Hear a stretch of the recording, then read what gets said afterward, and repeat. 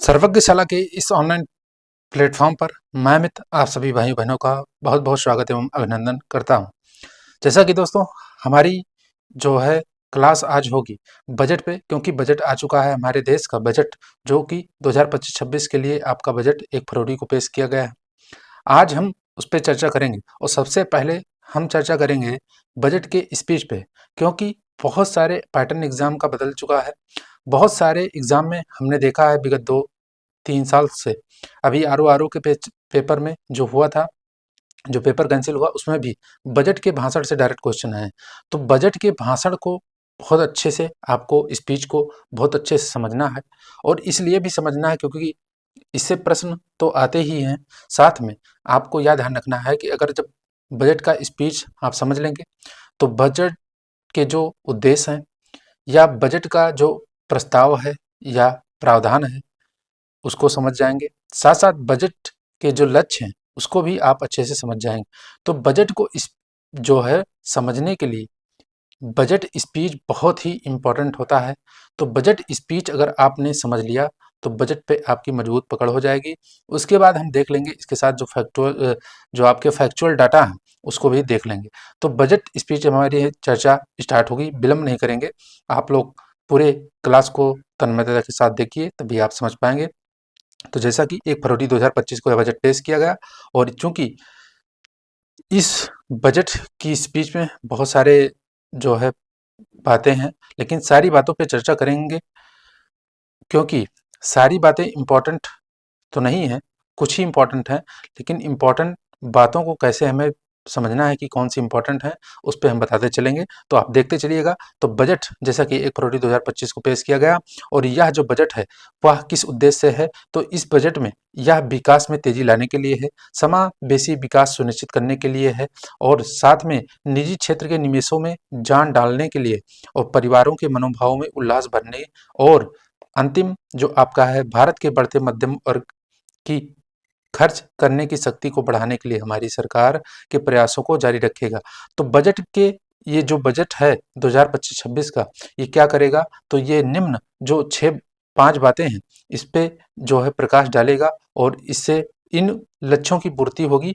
इसको आपको ध्यान रखना है। यहाँ पे मध्यम वर्ग की चर्चा है। मध्यम वर्ग को आपको जानते होंगे, टेक्स्ट जो आपके टैक्स स्लैब हैं, टैक्स स्लैब खासकर इसमें इनकम टैक्स में जो बदलाव किए गए हैं वह इसी को इंगित करते हैं। तो टैक्स स्लैब जो आपके टैक्स स्लैब हैं उसको भी देखेंगे, बाद में देखेंगे, लेकिन आपको ध्यान रखना है यह बजट क्या करेगा। ये निम्न 5 बातें हैं, ये आपको ध्यान रखनी है। उसके बाद में अगर बात करें तो हम सब मिलकर ये सब बातें हैं कि प्रधानमंत्री मोदी जी के जो सपना है या जो उनका लक्ष्य है वह करने की ओर बढ़ रहे हैं।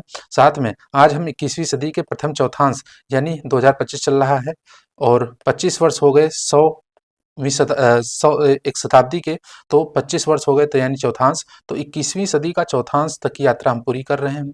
और हमारे सामने जो लक्ष्य हैं, चुनौतियां हैं, वह क्या है, प्रतिकूल भू राजनीतिक परिस्थितियां हैं जो मध्यम अवधि में वैश्विक आर्थिक विकास में कमी की ओर संकेत करती हैं। फिर भी हम क्या, विकसित भारत की जो हमारी महत्वाकांक्षा है, यानी एस्पिरेशन जो है हमारे, एस्पिरेशन उसको हम लेके चलते हैं। और सरकार के पहले 2 कार्यकाल के दौरान हमारे जो परिवर्तनकारी कार्य दृढ़तापूर्वक आगे बढ़ने में हमारा पथ प्रदर्शन करते हैं। तो यह बजट का जो मेन जो है मोटिव है वह आपको ध्यान रखना है। बजट की विषय वस्तु की बात करें तो इसमें क्या है कि हमारी अर्थव्यवस्था सभी प्रमुख वैश्विक अर्थव्यवस्थाओं के बीच सबसे तेजी से बढ़ रही है, और पिछले 10 वर्षों में हमारे विकास के ट्रैक रिकॉर्ड और ढांचागत सुधारों ने विश्व का ध्यान जो है हमारी ओर खींचा है। इस अवधि के दौरान भारत की योग्यता और सामर्थ्य में भी भरोसा बढ़ता गया। अगले 5 वर्षों को हम सभी क्षेत्रों में के जो है संतुलित विकास लाते हुए क्या करेंगे, सबके विकास को साकार करने के लिए अद्वितीय अवसर के रूप में देख रहे हैं। तो यह बातें हैं, आपको ध्यान रखना है। महान तेलुगु का एक कथन यहाँ पे कहा गया कि जो है डेसामांटे मट्टी कडोवी डेसामांटे मनु सुलोई। तो यह इसका अर्थ होता है कि कोई देश केवल मिट्टी से नहीं बल्कि जिस देश जो है वह उसके लोगों से है। यानी अगर देश का भूभाग है तो भूभाग का मतलब यह नहीं हुआ कि वह जो है देश हो गया, बल्कि वहाँ पे जो लोग हैं उससे देश इंगित होता है। तो यह आपको ध्यान रखना है। इसके अनुरूप हम क्या कर रहे हैं, यहाँ के लोगों के अनुरूप जो है हम यह बजट लेके आए हैं। और बजट में क्या जो लक्ष्य है, वह विकसित भारत का जो लक्ष्य है वह ध्यान रखना है। तो विकसित भारत में क्या करना है कि गरीबी से पूर्णतः मुक्ति मिल जाए, 100% अच्छे स्तर की स्कूली शिक्षा हो, साथ में बेहतरीन, सस्ती और सर्वसुलभ जो स्वास्थ्य सेवाएं हैं वह हो, वहां तक पहुंच हो सबकी, और 100% यानी 100% जो आपके स्किल कामगार हैं उनको रोजगार प्रदान किया जाए। फिर आपका है आर्थिक गतिविधियों में 70% महिलाएं और हमारे देश को food basket of the world बनाने वाले किसान। तो मेन फोकस किस पे है, आपको ध्यान रखना है, इस पे फोकस है, क्योंकि विकसित भारत के लिए विकसित भारत में क्या क्या शामिल है, गरीबी शामिल है, साथ में अच्छे स्तर की स्कूली शिक्षा शामिल है, और स्वास्थ्य सेवा, सर्वसुलभ सस्ती स्वास्थ्य सेवा शामिल है, साथ में जो आपके स्किल जो कामगार हैं उनको रोजगार मिले वह शामिल है, 100% रोजगार मिले, और साथ में आर्थिक गतिविधियों में 70% जो महिलाएं हैं उनको महिलाएं 70% हों या शामिल है। साथ में हमारे देश को food basket of the world बनाने वाले जो किसान हैं वो भी फोकस बिंदु हैं, यानी बिंदु के रूप में इन बातों को ध्यान रखना है। उसके बाद इस बजट में प्रस्तावित विकास उपाय गरीबी, युवा, अन्नदाता और नारी को ध्यान में रखकर 10 व्यापक क्षेत्रों तक फैला है। आपको ध्यान रखना है जो विकास उपाय हैं वह क्या है, गरीब है, युवा है, अन्नदाता है और नारी को ध्यान में रखते हुए 10 जो विस्तृत एरियाज हैं उसको आपको याद रखना है। कृषि के विकास और उत्पादकता को गति प्रदान करना है, ग्रामीण संपन्नता और अनुकूलन निर्माण करना है, समावेशी प्रगति के पथ पर सबको साथ लेकर चलना है। तो 3 ये हो गए। 4 आपको ध्यान रखना है, भारत में विनिर्माण बढ़ाना और मेक इन इंडिया की ओर आगे ले जाना है, एमएसएमई को सहायता देना है, रोजगार और द्वारा जो है विकास को समर्थ बनाना है, जनता अर्थव्यवस्था और नवाचार में निवेश करना है, ऊर्जा आपूर्तियां सुनिश्चित करना है, निर्यात को बढ़ावा देना है और इनोवेशन को भी पोषित करना है। तो ये 10 विस्तृत क्षेत्र हैं, इनको आपको याद रखने हैं। विकास की इस यात्रा के लिए हमारे पास क्या है, 4 शक्तिशाली इंजन हैं जो ये यात्रा चलेगी, विकास की यात्रा जो चलेगी उसके लिए हमारे पास इंजन भी मौजूद हैं। और वो इंजन कौन कौन से हैं, तो 4 शक्तिशाली इंजन हैं हमारे देश में। वो कौन है, एक तो कृषि है, दूसरा सूक्ष्म एवं मध्यम उद्यम है, जो आपके एमएसएमई है वो है, कृषि है, और निवेश है, इन्वेस्टमेंट है, और निर्यात है। तो ये 4 शक्तिशाली इंजन हैं जो विकास की यात्रा में ये चलेंगे। और ईंधन जो हैं वह भी ध्यान रखना है कि इन इंजनों के जो ईंधन हैं वो हमारे सुधार हैं, यानी सरकार के द्वारा जो सुधार किया जाएगा इन इंजनों के लिए वो ईंधन के रूप में काम करेंगे। तो ये बात आपको ध्यान रखना है। और हमारी मार्गदर्शक प्रेरणा क्या है, समावेशिता यानी इंक्लूसिव जो है वो। तो ये बात ध्यान रखनी है, समावेशिता ध्यान रखनी है। उसके बाद और लक्ष्य क्या है, विकसित भारत। हमारा लक्ष्य क्या है, विकसित भारत, यानी डेवलप्ड जो है इंडिया, यह हमारा लक्ष्य है। अल्टीमेटली लास्ट गोल हमारा यही है। तो यह बात आपको ध्यान रखनी है, ये बात समझ चुके होंगे। तो आपको ध्यान रखना है, इंजन ध्यान रखने हैं। ऐसे क्वेश्चन डायरेक्ट पूछे जा सकते हैं, आपको बिल्कुल मैं जो बता रहा हूँ आपको बिल्कुल ध्यान से देखना है कि आपको क्वेश्चन में पूछे जा सकते हैं कि सरकार के द्वारा बजट में प्रस्तावित देश के विकास की यात्रा के लिए कौन कौन से प्रकार के इंजन की चर्चा की गई है। तो आपको याद रखना है, कृषि, एमएसएमई, निवेश और निर्यात, यानी एग्रीकल्चर, एमएसएमई, इन्वेस्टमेंट और एक्सपोर्ट। तो यह बात आपको अच्छे से याद रखनी है, भूलना नहीं है। इस बजट का उद्देश्य क्या है, इस बजट का उद्देश्य 6 क्षेत्रों में परिवर्तनकारी सुधार करना है। इनसे अगले 5 वर्ष की अवधि के दौरान हमारी विकास क्षमता और विश्व स्तर पर जो है हमें कम्पिटिटिव बनाना है, यानी प्रतिस्पर्धा क्षमता बढ़ाना है। ये क्षेत्र कौन कौन से हैं, तो आपको ध्यान रखना है, कराधान है, टैक्सेशन है, विद्युत क्षेत्र है, शहरी विकास है, खनन है, माइनिंग है, और वित्तीय क्षेत्र है तथा विनियामक सुधार है। तो इस प्रकार इस बजट का उद्देश्य 6 क्षेत्रों में परिवर्तनकारी सुधार करना है। इनसे अगले 5 वर्षों की अवधि के दौरान हमारी विकास क्षमता और विश्व स्तर पर प्रतिस्पर्धा क्षमता बढ़ेगी। तो ये क्षेत्र मैंने बता दिए। अब प्रथम इंजन के रूप में कृषि है, मैंने बताया 4 इंजन है, आपको ध्यान रखने हैं, कृषि, निवेश, निर्यात और एमएसएमई। तो प्रथम इंजन के रूप में क्या है आपका, कृषि है, एग्रीकल्चर है। तो एग्रीकल्चर पे हम देख लेते हैं क्या क्या बातें हैं। अब मैं प्रथम इंजन के रूप में चर्चा जो है अब यहाँ से मोस्ट इम्पॉर्टेंट पॉइंट चल रहा है, आपको ध्यान रखना है। नई योजना प्रस्तावित की गई है, प्रधानमंत्री धन धान्य कृषि योजना। यह विकासशील कृषि जिला कार्यक्रम के अंतर्गत है। आपको ध्यान रखना है, जैसे आकांक्षी जिला कार्यक्रम की सफलता से प्रेरणा लेकर सरकार ने राज्यों की भागीदारी से प्रधानमंत्री धन धान्य कृषि योजना शुभारंभ करेगी। इसका जो है बजट में नई योजना है, आपको याद रखना है। इस कार्यक्रम में मौजूद योजनाओं और विशिष्ट उपायों के अपसरण के माध्यम से कम उत्पादकता, कम फसलों की बुआई और औसत से कम ऋण मानदंडों वाले 100 जिलों को शामिल किया जाएगा। जैसे एस्पिरेशनल जो डिस्ट्रिक्ट प्रोग्राम होता है उसमें भी आपको 100 जिला हैं, तो उसमें आप ऐसे देख सकते हैं। इसी प्रकार ऐसे जिले शामिल किए जाएंगे। कृषि धन धान्य जो बिल्कुल कम बुआई फसल होता है, वहाँ पे उत्पादकता भी कम होती है और औसत से कम ऋण मानदंड वाले हैं, तो इस प्रकार के चिन्हित किए जाएंगे 100 जिले और उनका डेवलपमेंट किया जाएगा। तो आपको ध्यान रखना है, प्रधानमंत्री धन धान्य कृषि योजना नई योजना है, इसकी शुरुआत की जाएगी। और अब आगे बढ़ें तो ग्रामीण संबद्धता और अनुकूलन निर्माण, इसमें आप ध्यान रख सकते हैं ग्रामीण संबद्धता और अनुकूलन निर्माण कार्यक्रम भी राज्यों के सहयोग से शुरू किया जाएगा। जिसका अर्थ क्या होगा, जिसका उद्देश्य क्या होगा कि प्रवास एक विकल्प हो, ना कि अनिवार्यता। जैसे ग्रामीण क्षेत्रों से लोग पलायन कर जाते हैं, बेरोजगार होते हैं, रोजगार की जो उपलब्धता है वह नहीं होती, तो उससे जो प्रवास करते हैं, तो प्रवास एक विकल्प के रूप में हो, ना कि सबके लिए अनिवार्य हो। तो यह बात ध्यान रखनी है। यह कार्यक्रम ग्रामीण महिलाओं, युवा किसानों, ग्रामीण युवाओं, उपेक्षित और छोटे किसानों, भूमिहीन परिवारों को ध्यान में केंद्रित करेगा। आप ध्यान रखिएगा, दलहन में आत्मनिर्भरता हासिल करना भी या आपके प्रथम इंजन जो है कृषि के अंतर्गत उसमें शामिल किया गया है। तो राष्ट्रीय खाद्य तिलहन मिशन कार्यान्वित कर रही सरकार, और हमारे किसानों के पास हमारी ज़रूरतों के लिए इससे कहीं अधिक उपजाने का सामर्थ्य है। और उसी अनुरूप आपको ध्यान रखना है, तूर, अरहर, तूर, उड़द, मसूर पर विशेष ध्यान देने के लिए 6 वर्षीय दलहनों में आत्मनिर्भरता मिशन प्रारंभ करेगी। बस आपको इतना ध्यान रखना है, 6 वर्षीय क्या मिशन होगा, दलहन में आत्मनिर्भरता हासिल करने हेतु। तो यह ध्यान रखना है। सब्जियों और फलों के लिए व्यापक कार्यक्रम भी चलाए जाएंगे, यह बात भी आपको ध्यान रखनी है। बहुत ही इंपॉर्टेंट, बहुत ही इंपॉर्टेंट, इसको जितनी बार करें। बिहार में मखाना जानते होंगे आप, बिहार में मखाना बहुत अच्छा होता है। बिहार में मखाना बोर्ड की स्थापना की जाएगी, मखाना बोर्ड की स्थापना की जाएगी, मोस्ट इंपॉर्टेंट है, इसको याद रखिएगा।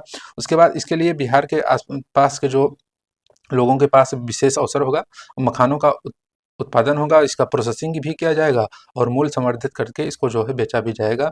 और इन कार्यकलापों में लोगों को एफपीओ, यानी एफपीओ क्या होता है, फार्मर प्रोड्यूसर ऑर्गेनाइजेशन के माध्यम से संगठित किया जाएगा। तो यह आपको ध्यान रखना है।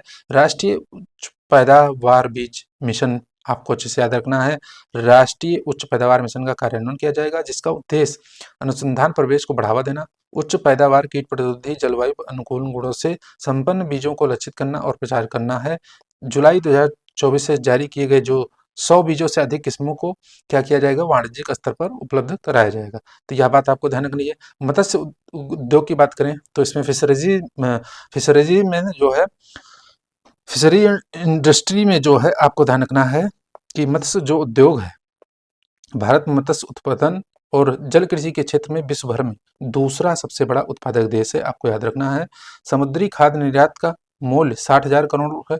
समुद्री क्षेत्र की अप्रयुक्त संभावनाओं के द्वारा खोलने के लिए हमारी सरकार अंडमान निकोबार, लक्षद्वीप जैसे द्वीपों पर विशेष ध्यान देने के लिए भारतीय विशिष्ट आर्थिक क्षेत्र और गहरे समुद्र से सतत मछली पकड़ने को बढ़ावा देगी। तो यह बात आपको ध्यान रखनी है, मत्स्य उद्योग को बढ़ावा देगी सरकार। कपास उत्पादकता मिशन भी प्रारंभ किया जाएगा, बहुत ही इंपॉर्टेंट है, यह बहुत ही इंपॉर्टेंट है। कपास उत्पादकता मिशन यह भी प्रारंभ किया जाएगा, इसको भी आप याद रखिएगा।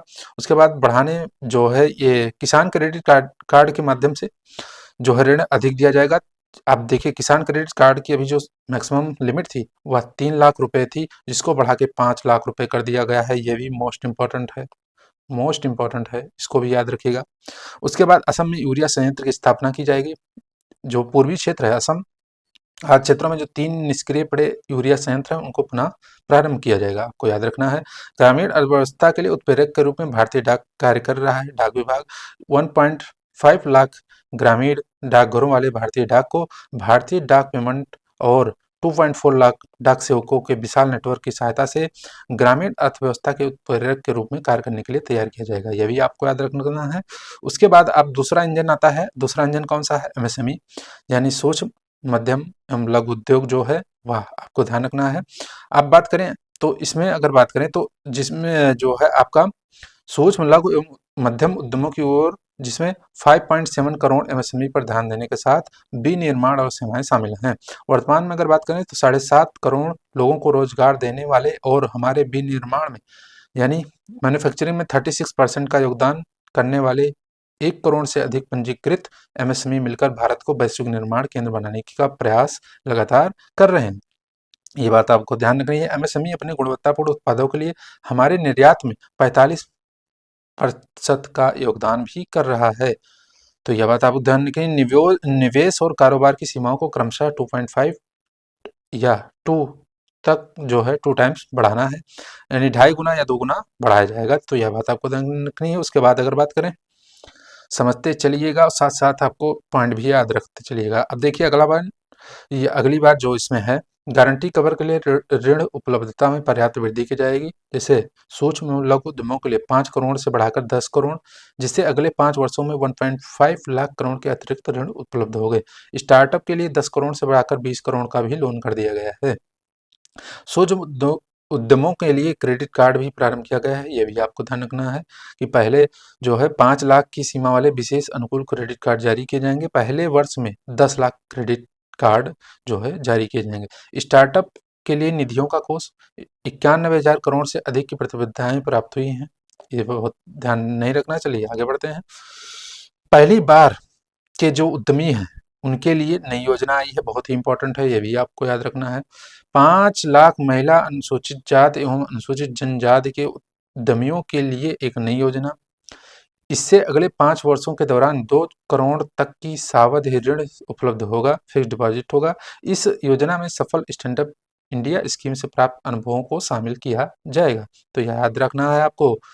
श्रम सघन क्षेत्रों के लिए उपाय किए जाएंगे। फुटवियर और लेदर क्षेत्रों के लिए फोकस जो है प्रोडक्ट स्कीम आई है।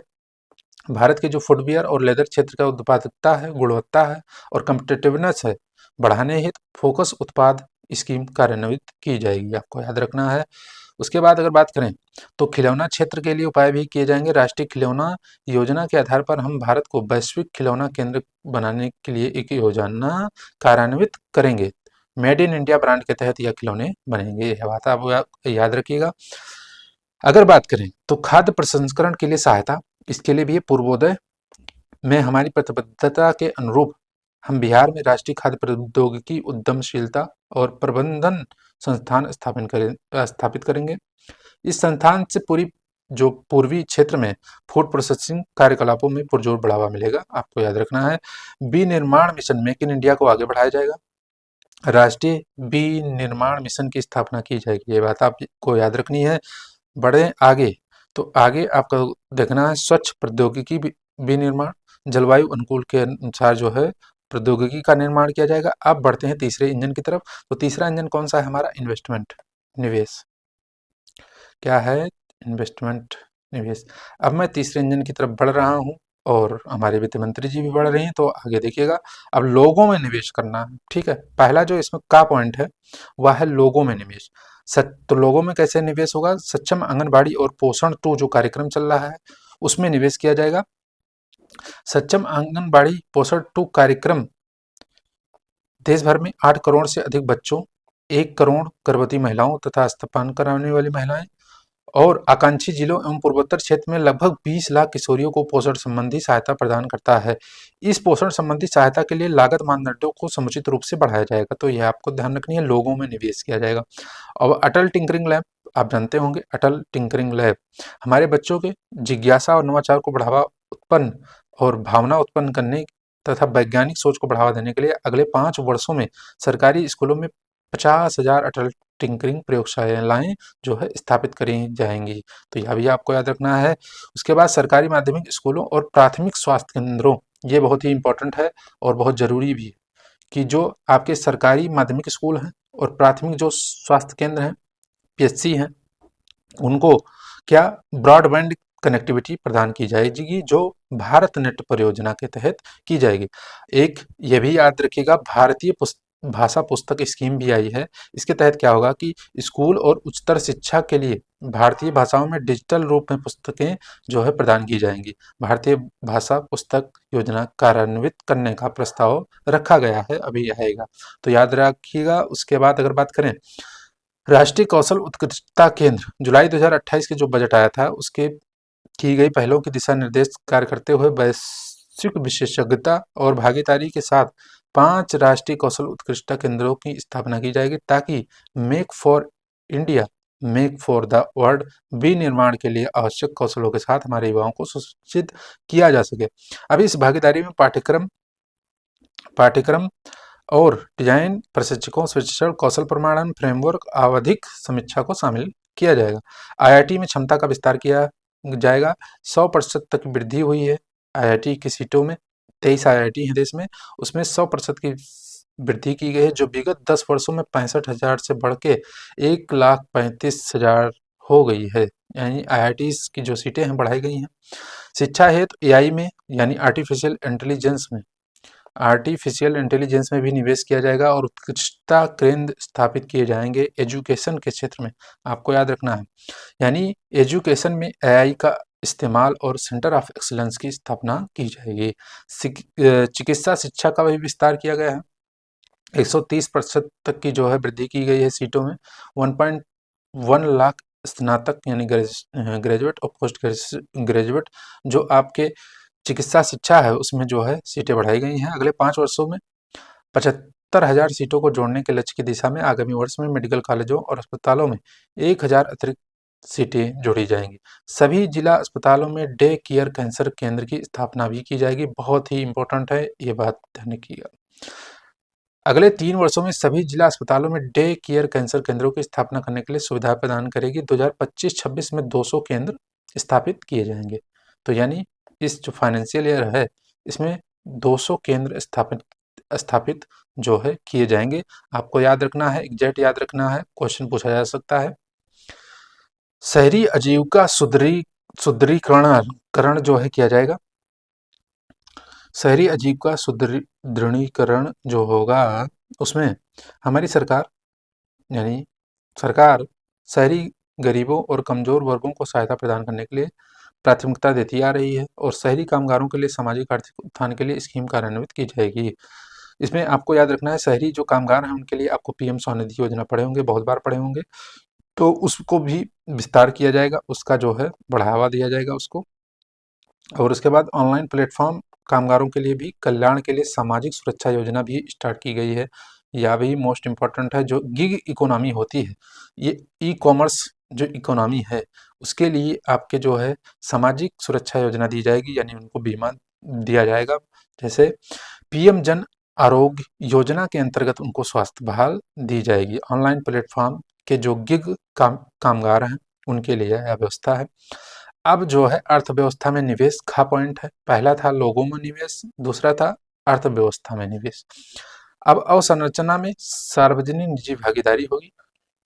अवसंरचना से जुड़ा प्रत्येक मंत्रालय 3 वर्ष पाइपलाइन वाली परियोजनाओं को लाएगा जिन्हें ट्रिपल पी मोड में कार्यान्वित किया जा सके। अब ध्यान रखिएगा, अवसंरचना के लिए राज्यों को सहायता दी जाएगी। जो 50 वर्ष की अवधि वाले ब्याज मुक्त ऋण हैं 1.5 लाख करोड़ के परिव्यय का प्रस्ताव किया जाता है, इसमें किया गया है।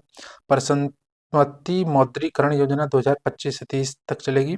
वर्ष 2021 में घोषित प्रथम परिसंपत्ति मौद्रीकरण योजना की सफलता को आगे बढ़ाते हुए नई परियोजनाओं में 10 लाख करोड़ की पूंजी निवेश के लिए वर्ष 2025 से 30 हेतु द्वितीय परिसंपत्ति मौद्रीकरण योजना को शुरू किया जाएगा।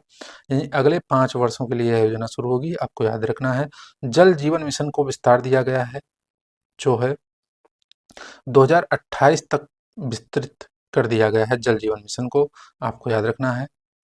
शहरी क्षेत्र में सुधार करने के लिए जुलाई के बजट प्रस्तावों को आगे बढ़ाते हुए शासन, नगर पालिकाओं, सेवाओं, शहरी भूमि और आयोजना से संबंधित शहरी क्षेत्रों के सुधार जो है इसमें किए जाएंगे।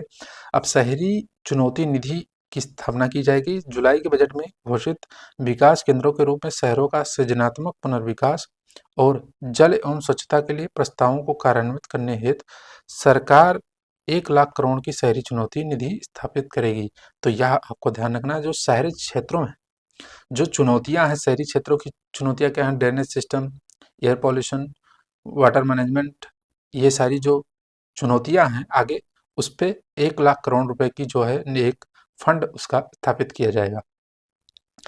यह निधि जो है भरोसेमंद परियोजनाओं की लागत के 25% तक की धनराशि को शर्त के साथ वित्त पोषित करेगी कि लागत का कम से कम 50% बॉन्ड, बैंक ऋणों और ट्रिपल पी मोड से जो है वित्त पोषित किया जाए। 2025-26 के लिए 10,000 करोड़ का आवंटन का प्रस्ताव है। तो याद रखिएगा, कुल 1 लाख करोड़ है, लेकिन इस फाइनेंशियल ईयर के लिए 10,000 करोड़। फिर है विद्युत क्षेत्र में सुधार।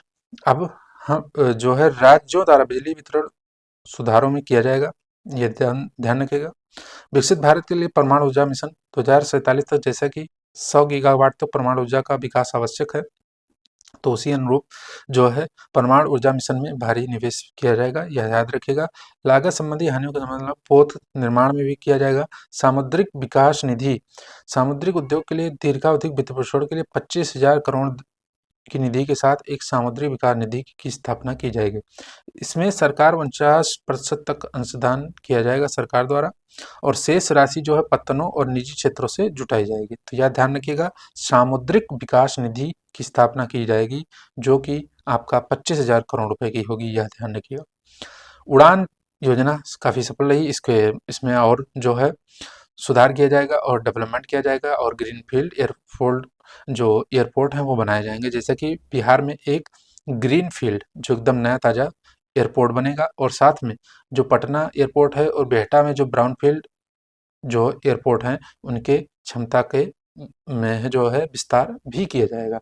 तो एक नया ग्रीनफील्ड, ग्रीनफील्ड वो होता है तो जो एकदम नया बनता है, चाहे वह एयरपोर्ट हो, चाहे जो हो, चाहे स्टेशन हो, जो एकदम नया बनाया जाए, नया डेवलपमेंट उसका जो है नया डेवलप किया जाए, वह होता है ग्रीन फील्ड। जबकि जो ब्राउन फील्ड होता है, पहले से बना होता है, उसमें मॉडिफिकेशन किया जाए, उसकी कैपेसिटी को जो है बढ़ा दिया जाए, तो वो होता है। तो आपको याद रखना है। तो बिहार में एक जो है नया आपका ग्रीन फील्ड बनेगा, बाकी जो आपके पटना और बिहटा में जो ब्राउन फील्ड है, उनमें उनकी क्षमता में वृद्धि की जाएगी। अब याद रखिएगा, मिथिलांचल में पश्चिमी कोसी नहर परियोजना का भी निर्माण किया जाएगा। खनन क्षेत्र में सुधार किया जाएगा। किफायती और मध्यम आय आवास के लिए विशेष विंडो स्वामी के अंतर्गत विशिष्ट आवास परियोजनाओं में निवेश किया जाएगा। और स्वामी निधि 2 बनाई जाएगी, जिसमें 15,000 करोड़ की इस निधि का लक्ष्य अन्य जो है 1 लाख इकाइयों को शीघ्र पूर्ण करना है। निजी क्षेत्र के लिए गति शक्ति डाटा ट्रिपल पी को आगे बढ़ाने और परियोजना की रूपरेखा तैयार करने में निजी क्षेत्र की सहायता करने के लिए पीएम गति शक्ति पोर्टल से संगत डाटा और मानचित्र प्राप्त करने की सुविधा प्रदान की जाएगी। तो यह बात आपको याद रखना है। फिर उसके बाद अगर बात करें रोजगार प्रेरित विकास के लिए पर्यटन, देश में 50 पर्यटन स्थलों को राज्यों की भागीदारी से चैलेंज मोड माध्यम से विकसित किया जाएगा, और महत्वपूर्ण अवसंरचना के निर्माण के लिए भूमि की व्यवस्था राज्यों द्वारा की जाएगी। उन स्थल के होटलों को अवसंरचना एमएचएमएल में शामिल किया जाएगा। रोजगार प्रेरित विकास को सुगम बनाने के लिए निम्नलिखित उपाय भी किए जाएंगे, जैसे आतिथ्य प्रबंधन संस्थानों सहित हमारे युवाओं के लिए गहन कौशल विकास कार्यक्रमों का आयोजन किया जाएगा। होम स्टे के लिए मुद्रा ऋण प्रदान किया जाएगा। पर्यटन स्थलों में यात्रा की सुगमता और संपर्क में सुधार करना, पर्यटकों हेतु सुख सुविधाएं आदि विकसित किया जाएगा। कुछ पर्यटक समूहों के लिए वीजा शुल्क छूट के साथ साथ ई वीजा की सुविधाएं भी दी जाएंगी। जुलाई के बजट में आध्यात्मिक और धार्मिक महत्व वाले स्थानों पर जोर देने के क्रम को आगे बढ़ाते हुए भगवान बुद्ध के जीवन काल से संबंधित स्थलों पर विशेष ध्यान दिया जाएगा। तो ये बात आपको याद रखनी है। भारत में चिकित्सा पर्यटन और स्वास्थ्य लाभ को बढ़ावा दिया जाएगा, जैसे क्षमता निर्माण और आसान वीजा मानदंड जो होते हैं के साथ निजी क्षेत्र की भागीदारी से भारत में चिकित्सा पर्यटन क्या होता है? बाहर का कंट्री का कोई देश का जो है आपका चिकित्सा वीजा लेके आता है भारत में जो है इलाज करवाने, उसको बोलते हैं चिकित्सा पर्यटन। इलाज करवाने उसको बोलते हैं चिकित्सा पर्यटन। अब देखिए लास्ट आपका नवाचार में निवेश होगा। गा पॉइंट है, लास्ट नहीं है अभी, गा पॉइंट है नवाचार में निवेश। अनुसंधान विकास और नवाचार, जुलाई के बजट में घोषित निजी क्षेत्र प्रेरित अनुसंधान विकास और नवाचार को पहलों को कार्यान्वित करने के लिए जो है 20,000 करोड़ रुपए आवंटित किए हैं निर्मला सीतारमण जी। तो यह आपको ध्यान रखिएगा। डीप टेक निधियों के लिए भी कोष हैं। इस पहल के एक हिस्से के रूप में अगली पीढ़ी के जो स्टार्टअप हैं उनको उत्प्रेरित करने के लिए डीप टेक निधि यानी फंड की स्थापना की जाएगी। पीएम अनुसंधान अध्येता वृत्ति पीएम अनुसंधान अध्येता वृत्ति योजना के अंतर्गत अगले 5 वर्षों में संवर्धित वित्तीय सहायता के साथ आईआईटी और आईआईएससी में प्रौद्योगिकी अनुसंधान के लिए 10,000 अध्येता वृत्तियां प्रदान की जाएंगी। फसल जर्म प्लाज्म के लिए जीन बैंक की स्थापना की जाएगी। 10 लाख जर्म प्लाज्म लाइनों के साथ बैंक की स्थापना की जाएगी। ध्यान रखिएगा। राष्ट्रीय भू स्थानिक मिशन, हम बुनियादी भू स्थानिक अवसंरचना और डेटा विकसित करने के लिए राष्ट्रीय भू स्थानिक मिशन प्रारंभ करेंगे। ये भी इंपॉर्टेंट है। जियो स्पेशियल मिशन होगा। पीएम गति शक्ति का उपयोग करते हुए यह मिशन भू अभिलेखों, शहरी योजना और अवसंरचना परियोजनाओं के लिए डिजाइन के लिए आधुनिकीकरण में सुविधा प्रदान करेगा। उसके बाद बात करें तो ज्ञान भारतम मिशन भी शुरू किया जाएगा। बहुत ही इंपॉर्टेंट है, बहुत ही इंपॉर्टेंट भाई। ज्ञान भारतम मिशन यह क्या है, इसको भी देखिएगा। तो शैक्षणिक संस्थानों, संग्रहालयों, पुस्तकालयों और निजी संग्रहकर्ताओं के साथ हमारी पांडुलिपि के सर्वेक्षण, दस्तावेजीकरण और संरक्षण के लिए ज्ञान भारतम मिशन प्रारंभ किया जाएगा, जिसमें 1 करोड़ से अधिक पांडुलिपियों को शामिल किया जाएगा। ज्ञान के आदान प्रदान के लिए भारतीय ज्ञान प्रणाली का एक राष्ट्रीय डिजिटल संग्रह स्थापित किया जाएगा। अब बढ़ते हैं चौथे इंजन के रूप तरफ। और चौथा इंजन हमारा क्या था, मैंने बताया था कि एक्सपोर्ट। एक्सपोर्ट है हमारा चौथा इंजन। एक्सपोर्ट एक्सपोर्ट है चौथा इंजन, इसको भी देख लीजिए। उसके बाद बढ़ते हैं आगे। तो निर्यात संवर्धन मिशन प्रारंभ किया जाएगा। हमारे क्षेत्रीय और मंत्रालय लक्ष्यों के साथ निर्यात संवर्धन मिशन शुरू करेंगे, जिससे वाणिज्य मंत्रालय, एमएसएमई मंत्रालय और वित्त मंत्रालय द्वारा संयुक्त रूप से चलाया जाएगा। इससे निर्यात ऋण तक आसान पहुंच, क्रॉस बॉर्डर फैक्टरिंग सुविधा प्रदान की जाएगी। एमएसएमई को विदेशी बाजारों में गैर टैरिफ की समस्या का सामना करने में मदद मिलेगी। भारत ट्रेड नेट व्यापार प्रलेखीकरण और वित्त पोषण समाधानों के लिए एक एकीकृत प्लेटफॉर्म के रूप में अंतर्राष्ट्रीय व्यापार हेतु भारत ट्रेड नेट, जिसको बोलेंगे बीटीएन नामक एक डिजिटल सार्वजनिक अवसंरचना स्थापित की जाएगी। यह एकीकृत लॉजिस्टिक इंटरफेस प्लेटफॉर्म में सहयोग प्रदान करेगी। बीटीएन को अंतर्राष्ट्रीय पद्धतियों के साथ सुसंगत बनाया जाएगा, यह भी ध्यान रखिएगा। वैश्विक आपूर्ति श्रृंखला के साथ एकीकरण हेतु सहायता। वैश्विक आपूर्ति श्रृंखला के साथ हमारी अर्थव्यवस्था को जोड़ने के लिए घरेलू विनिर्माण क्षमताओं के विकास हेतु सहायता प्रदान की जाएगी। वस्तुनिष्ठ मानदंडों के आधार पर क्षेत्रों की पहचान की जाएगी। तो ये सारी बातें आपको याद रखनी हैं। उसके बाद बढ़ते हैं आगे। तो इसमें देखिएगा कि जीसीसी के लिए राष्ट्रीय फ्रेमवर्क, इसको भी याद है। भवन आदि के लिए है। एयर कार्गो के लिए भंडार गृह, ये इंपॉर्टेंट है। एयर कार्गो हवाई जहाज के माध्यम से जो परिवहन होता है, माल ढुलाई होती है, आदि होता है, तो उसके लिए भंडार गृह की सुविधा का भी स्थापना की जाएगी। और ईंधन के रूप में सुधार क्या है, अब मैं ईंधन के रूप में सुधारों की तरफ चर्चा करता हूँ। तो इसमें देखिएगा कर सुधार है, कर सुधार सबसे पहला सुधार है, तो इसमें ध्यान रखिएगा। तो वित्तीय क्षेत्र में सुधार और विकास, बीमा क्षेत्र में विदेशी प्रत्यक्ष निवेश। बीमा क्षेत्र के लिए विदेशी प्रत्यक्ष निवेश को बढ़ाया गया है, 74% से बढ़ाकर 100% एफडीआई की गई है। ध्यान रखिएगा, बीमा क्षेत्र में कितना, 74% से बढ़ाकर एफडीआई को 100% कर दिया गया है। भारतीय डाक भुगतान बैंक की सेवाओं का विस्तार, भारतीय डाक भुगतान बैंक की सेवाओं दूर दूर तक पहुंचाया जाएगा, आपको याद रखना है। उसके बाद में ग्रामीण क्रेडिट स्कोर बनेगा। सार्वजनिक क्षेत्र के बैंक एसएचजी सदस्यों और ग्रामीण क्षेत्र के लोगों की ऋण आवश्यकताओं पूरा करने के लिए ग्रामीण क्रेडिट स्कोर फ्रेमवर्क विकसित किया जाएगा। पेंशन क्षेत्र भी देख लीजिए। पेंशन उत्पादों के विनियमित समन्वय और विकास के लिए फोरम की स्थापना की जाएगी। केवाईसी का सरलीकरण किया जाएगा। केवाईसी क्या होता है, know your customer, know your customer, इसका जो है सरलीकरण किया जाएगा, सिंप्लीफिकेशन किया जाएगा।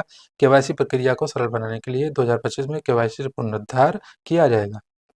कंपनियों का विलय किया जाएगा। भाई कंपनियों के विलय के लिए त्वरित अनुमोदन संबंधी आवश्यकताओं और प्रक्रियाओं को तर्कसंगत बनाया जाएगा, शीघ्र विलय के दायरे में विस्तार किया जाएगा और प्रक्रिया को जो है सिंपल कर दिया जाएगा। द्विपक्षीय निवेश संधियां भी होंगी। द्विपक्षीय हमने वर्ष 2024 में देशों के लिए द्विपक्षीय निवेश संधियों BIT पर हस्ताक्षर किए। सतत विदेशी निवेश को बढ़ावा देने के लिए फर्स्ट डेवलप इंडिया की भावना से मौजूदा मॉडल BIT का पुनरुद्धार करके इसे और अधिक निवेशक के अनुकूल बनाया जाएगा। ध्यान रखिएगा, जो बहुत ही इंपॉर्टेंट है उस पे हम चर्चा करते चलेंगे। तो आपको ध्यान रखना है एक चीज, ये ध्यान रखिएगा, जन विश्वास विधेयक 2.0 जन विश्वास विधेयक 2.0 2023 में जो जन विश्वास अधिनियम आया था, 180 अधिक कानूनी प्रावधानों को गैर आपराधिक घोषित कर दिया गया था। हमारी सरकार अब विभिन्न कानूनों में 100 से अधिक प्रावधानों को गैर आपराधिक बनाने के लिए जन विश्वास विधेयक 2.0 लाएगी। 2023 में आया था जन विश्वास अधिनियम 2023, लेकिन अब 2025 में आएगा जन विश्वास विधेयक 2.0। राजकोषीय नीति के बारे में भी देख लीजिए। राजकोषीय नीति जुलाई के बजट में मैंने राजकोषीय सुदृढ़ीकरण के मार्ग पर बने रहने की प्रतिबद्धता जताई थी। हम राजकोषीय घाटे को प्रत्येक वर्ष इस प्रकार से रखने की जो है प्रयास करेंगे कि केंद्रीय सरकार का ऋण GDP के प्रतिशत के रूप में गिरते क्रम में बना रहे। अगले 6 वर्षों के लिए रोड मैप का विस्तृत ब्यौरा यहाँ पे आपको देख लीजिए। अब देखिए, संशोधित अनुमान 2024-25 का है। उधारियों के अलावा कुल प्राप्तियों का संशोधित अनुमान कितना था? 31.47 लाख करोड़ है, जिसमें से निवल कर प्राप्तियां 25.5 लाख करोड़ है। कुल व्यय का संशोधित अनुमान 47.16 लाख करोड़ है, जिसमें से पूंजीगत व्यय 10.18 लाख करोड़ है। राजकोषीय घाटे का संशोधित अनुमान जो है, संशोधित अनुमान क्या है? 4.8 है। ये 2024-25 का जो संशोधित अनुमान है राजकोषीय घाटे का, वह कितना है? 4.8। इंपॉर्टेंट है, आपको याद रखना है। अब बात करें 2025 की, तो 2025-26 में उधारियों के अतिरिक्त कुल जो प्राप्तियां होंगी और कुल व्यय होंगे वह कितना है? 34.96 लाख करोड़ ये जो है कुल प्राप्तियां हैं, लेकिन व्यय कितना है? व्यय 50.65 लाख करोड़ रहने का अनुमान है। तो इस प्रकार निवल कर प्राप्तियां 28.37 लाख करोड़ रहने का अनुमान है। अब देखिए एक बात, देखिए बजट क्या होता है? बजट होता है कुल आय और कुल व्यय, कुल आय और कुल व्यय। तो अगर कुल आय कुल व्यय है तो यहाँ पे देखिए कुल आय कितनी हो रही है? 34.96 और व्यय कितना करना है? 50.65 लाख करोड़। तो यह क्या है? घाटे का बजट है, घाटे का बजट। अब इस बजट को पूरा करने के लिए सरकार बहुत सारे कदम उठाएगी। तो राजस्व घाटा, राजकोषीय घाटा होता है वो, उसको आपको याद रखना है। तो इस प्रकार घाटे का बजट होता है। लेकिन अगर बजट की बात करें, टोटल बजट एलोकेशन आपको यही याद रखना है कि 50.65 लाख होगा, जिसमें से कुल प्राप्तियां जो होंगी वो 34.96 लाख होंगी और बाकी इसमें माइनस कर लीजिए तो वो आपका घाटा हो जाएगा। तो इसके बाद राजकोषीय घाटा GDP का कितना अनुमान रहने का है 2025-26 का? 4.4। मोस्ट इंपॉर्टेंट है, मोस्ट इंपॉर्टेंट, इसको याद रखिएगा। एग्जैक्ट क्वेश्चन में पूछा जाता है राजकोषीय घाटा GDP का कितना प्रतिशत है? तो 4.4 रहने का अनुमान है 2025-26 में। राजकोषीय घाटे को वित्त पोषित करने के लिए दिनांकित प्रतिभूतियों, इसको सिक्योरिटी बोलते हैं, निवल बाजार उधारियों के 11.54 लाख करोड़ रहने का अनुमान है। शेष वित्त पोषण लघु बचत और अन्य स्रोतों से आने की संभावना है। तो सकल बाजार उधारियां कितनी? 14.82 लाख करोड़ रहने का अनुमान है। अब चलिए, तो आप देख लीजिए भाग खा, बजट का भाग खा जो है अप्रत्यक्ष कर सीमा शुल्कों से संबंधित इसमें बातें हैं। जुलाई 2024 में सीमा शुल्क दर संरचना की व्यापक समीक्षा के भाग के रूप में ध्यान रखिएगा 7 टैरिफ दरों को हटाने का प्रस्ताव करती हैं। यह 2023-24 के बजट में हटाई गई 7 टैरिफ दरों के अतिरिक्त है। इसके बाद शेष बची टैरिफ दर शून्य दर सहित 8 रह जाएंगी। तो इस प्रकार इस बार भी जो आपका ये सीमा शुल्क संरचना है उसमें 7 टैरिफ दरों को हटाया गया है। मोटे तौर पर प्रभावी शुल्क दायित्व बनाए रखने के लिए कुछ मदों जहां ऐसा दायित्व मामूली रूप से कम होगा छोड़कर उपयुक्त कर लगाने का प्रस्ताव किया गया है। तो ये बात ध्यान रखनी है। उसके बाद आपको बात करें तो औषधि और दवाओं के आयात पर राहत दी गई है। अब ध्यान रखिएगा, अब इम्पोर्टेंट चीज़ें हैं, बहुत सारी बातें हैं। रोगियों और विशेष रूप से जो कैंसर के रोगी हैं, असाधारण जो रोग से जो पीड़ित हैं, उनके गंभीर जीर्ण रोगों से पीड़ित जो रोगी हैं, उनके लिए 36 जो जीवन रक्षक औषधियाँ हैं और दवाएँ हैं, उनको बुनियादी सीमा शुल्क यानी बीसीडी से पूरी तरह छूट प्राप्त दवाओं की सूची में शामिल करने का प्रस्ताव किया है वित्त मंत्री जी ने। इस प्रकार 6 जीवन रक्षक दवाओं को 5% के रियायती सीमा शुल्क दर वाली जो है उसमें शामिल किया गया है। पूर्ण छूट और रियायती शुल्क उपयुक्त निर्माताओं के थोक औषधियों पर भी इसी प्रकार लागू होगी। तो ध्यान रखिएगा, जो बहुत ही असाधारण रोगों के लिए जो दवाएं हैं उसमें बहुत सारी चीज़ें सीमा शुल्क में घटाया गया है। घरेलू विनिर्माण और मूल्यवर्धन को सहायता देने के लिए आपका जो महत्वपूर्ण खनिज है वाह, जैसे 25 ऐसे महत्वपूर्ण खनिज हैं जिन पर बीसीडी से पूरी तरह छूट प्रदान की थी, जो घरेलू तौर पे उपलब्ध नहीं है, यानी भारत में नहीं थे। उनमें 2 अन्य ऐसे खनिजों पर भी बीसीडी कम की थी ताकि विशेष रूप से एमएसएमई द्वारा उनकी प्रोसेसिंग को बढ़ावा दिया जा सके। अब कोबाल्ट पाउडर और लिथियम आयन बैटरी, पारा, जिंक और 12 अन्य महत्वपूर्ण खनिजों के अपशिष्ट एवं अवशिष्ट पर पूरी तरह से छूट का प्रस्ताव किया गया है। ध्यान रखिएगा, क्या कोबाल्ट पाउडर है, लिथियम आयन बैटरी जो है और पारा है, साथ में जिंक और 12 अन्य ऐसे महत्वपूर्ण खनिज हैं जिनके अपशिष्ट और अवशिष्ट पर पूरी तरह से छूट का प्रस्ताव किया गया है। बीसीडी पर पूरी तरह से छूट है, तो यह ध्यान रखना है। उसके बाद अगर बात करें वस्त्र, तो वस्त्रों पे जो प्रतिस्पर्धी मूल्यों पर तकनीकी वस्त्र उत्पादों जैसे कि कृषि वस्त्रों, चिकित्सा वस्त्रों, भू वस्त्रों के घरेलू उत्पादन को बढ़ावा देने के लिए पूरी तरह से छूट प्राप्त वस्त्र मशीनरी को सूची 2 में अन्य प्रकार के शटल सहित किया। इसमें 9 टैरिफ लाइनों द्वारा कवर किए गए 10 से ये सब सारी चीज़ें बहुत ही इंपॉर्टेंट नहीं है, बस आपको मोटा मोटा ध्यान रखना है किन चीज़ों पे सीमा शुल्क बढ़ाया गया। इलेक्ट्रॉनिक वस्तुओं पे ध्यान रखिए, इलेक्ट्रॉनिक जो है उस पर मेक इन इंडिया नीति के अनुरूप प्रतिलोम शुल्क संरचना को ठीक करने के लिए मैं इंटरैक्टिव फ्लैट पैनल डिस्प्ले पर बीसीटी को 10% से बढ़ाकर 20% करने और ओपन सेल और अन्य घटकों पर बीसीडी को कम करके 50% करने का प्रस्ताव किया गया। 2024-25 में 5 से कम करके 2.5 कर दिया गया था। लिथियम आयन बैटरी जो है 35 अतिरिक्त पूंजीगत वस्तुओं, फोन, मोबाइल बैटरी आदि से किया गया है, इसको याद रखिएगा।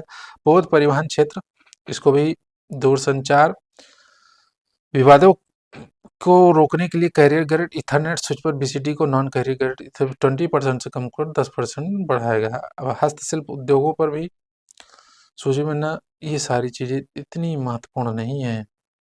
आगे बढ़िए, प्रत्यक्ष कर पर आ जाइए। प्रत्यक्ष कर पे जैसे कि प्रत्यक्ष कर प्रस्ताव पर आती हूँ, इसमें आती हूँ कौन, वित्त मंत्री जी आई हैं। अब इस पे देख लीजिए। अब प्रत्यक्ष कर में आप सबसे पहले ध्यान रखिएगा, प्रत्यक्ष कर में जो आपका आयकर है, जो व्यक्तिगत आयकर सुधार किया गया है उसको ध्यान रखिएगा। तो इसमें विकसित भारत की ओर हमारी यात्रा में लोकतंत्र, जननांकिकी और मांग हमारे प्रमुख सहायक स्तंभ है। तो मध्यम वर्ग भारत के विकास के लिए शक्ति प्रदान करता है। तो प्रधानमंत्री जी के नेतृत्व वाली सरकार ने राष्ट्र निर्माण में मध्यम वर्ग के सराहनीय ऊर्जा और क्षमता में विश्वास जताया है। उनके योगदान को देखते हुए उनके कर बोझ को समय समय पर कम किया गया है। वर्ष 2014 के तुरंत बाद शून्य कर स्लैब को बढ़ाकर 2.5 लाख किया गया था, जिसे 2019 में फिर से बढ़ाकर 5 किया गया और 2023 में 7 लाख किया गया। यह मध्यम वर्ग के करदाताओं पर हमारी सरकार के विश्वास को दर्शाता है। मुझे यह घोषणा करते हुए प्रसन्नता हो रही है। इन्होंने बताया कि अब शून्य कर जो स्लैब है वह क्या होगी, नई कर व्यवस्था के अंतर्गत 12 लाख तक की आय जो है उसमें आपको पर कोई आयकर नहीं देय होगा। वेतनभोगी करदाताओं के लिए यह सीमा 75,000 की मानक कटौती के कारण 12.75 लाख होगी। तो इस प्रकार आपको ध्यान रखना है कि अब क्या होगा कि नई कर व्यवस्था संशोधित कर दी गई है, तो इसको आप याद रखिएगा। तो अब 12 लाख रुपए आयकर तक का जो है, अब कोई भी आपका आयकर नहीं देना होगा 12 लाख तक की आय पर। तो यह बात आपको याद रखनी है। 12 लाख तक की आय वाले करदाताओं के लिए स्लैब दर में कटौती के कारण होने वाले लाभ के अलावा कर में छूट इस ढंग से प्रदान की जा रही है कि उनके द्वारा कर का कोई भुगतान नहीं किया जाएगा। आय के विभिन्न द्रव्यों में जैसे विभिन्न स्तर स्लैब में छूट के कुल पूर्ण लाभ उदाहरण के साथ दर्शाया गया। नई कर व्यवस्था में 12 लाख की आय वाले करदाता को कर में 80,000 पुरानी कर दरों के अनुसार 18 लाख रुपए तो क्या होगा, कुल 70,000 नहीं, ये अलग चीज़ें हैं, इसको आपको बहुत समझना नहीं है, आपको ध्यान रखिएगा। तो ये सारी बातें हो चुकी हैं, कर स्लैब भी पढ़ चुके हैं, इसका उद्देश्य क्या था यह भी आप पढ़ चुके हैं। दलहन में आत्मनिर्भरता मिशन का जो उद्देश्य है उसका भी आप पढ़ चुके हैं। तो ये सारी बातें आपको ध्यान रखनी है। और अब अगर बात करें तो इस लास्ट में हम चल रहे हैं, लास्ट में ये सब जो बीच में आपका जो बीच में कुछ पॉइंट आया है उसको बाद में किया गया है कि किस अधिनियम के तहत सीमा शुल्क टैरिफ वगैरह ये क्या बदलाव किए गए हैं। तो इस प्रकार ये बजट भाषण का आपका ये बजट भाषण यही समाप्त हो जाता है। कहाँ पे समाप्त हो जाता है देख लीजिए, आप ऐसा ना हो, ये देखिए कि आदरणीय अध्यक्ष महोदय, इसके साथ मैं यह बजट इस सदन के समक्ष रखती हूँ, जय हिंद। तो हम भी बोलेंगे जय हिंद। और ये जो भाग का अनुलग्न है, मतलब यानी भाग का में जो बातें की गई हैं, जैसे हम टैरिफ घटा रहे हैं, कर स्लैब में बदलाव कर रहे हैं, ये सारे चीज़ें किसके अनुसार कर रहे हैं उसका विश्लेषण आगे दिया गया है, उसको पढ़ने की कतई ज़रूरत नहीं है।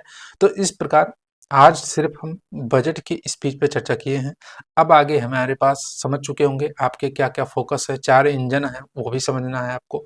तो आगे अब हम बजट के जो फैक्चुअल डाटा टाइप बातें हैं उसको हम एक क्लास में देख लेंगे। तो इस प्रकार हमारी बजट पे संपूर्ण चर्चा हो जाएगी।